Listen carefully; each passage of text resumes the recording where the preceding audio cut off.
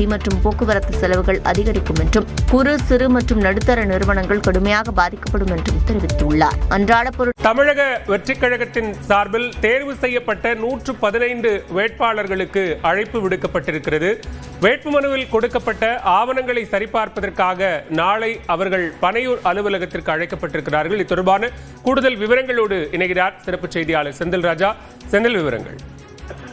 பாலவேல், தமிழக வெற்றி கழகத்தின் சார்பில் போட்டியிட இருக்கக்கூடிய தமிழக சட்டமன்ற தேர்தலில் போட்டியிட இருக்கக்கூடிய வேட்பாளர்களுக்கான நேர்காணல் சமீபத்தில் 2 கட்டமாக நடைபெற்றது. 2 கட்டமாக முதல் நாள் 50, அதற்கு பிறகு 65 பேர் என 115 பேர்களை நேர்காணல் செய்து தேர்வு செய்து வைத்திருக்கிறார் அக்கட்சியுடைய தலைவர் விஜய்.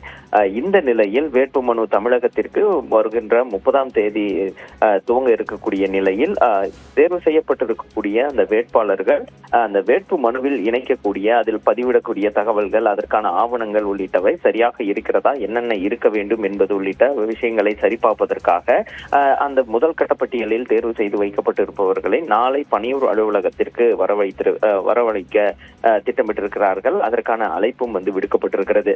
இவர்கள் அனைவரும் அந்த ஆவணங்கள் என்னென்ன விஷயங்கள் தேவையோ அனைத்தும் எடுத்து வர வேண்டும் என்றும் அதில் என்ன இணைக்கப்பட வேண்டும் என்பது உள்ளிட்ட பல்வேறு விஷயங்களையும் அவர்கள் கட்சியின் சார்பில் கூற இருக்கிறார்கள். இதற்காகத்தான் அந்த அழைப்பு விடுக்கப்பட்டிருக்கிறது.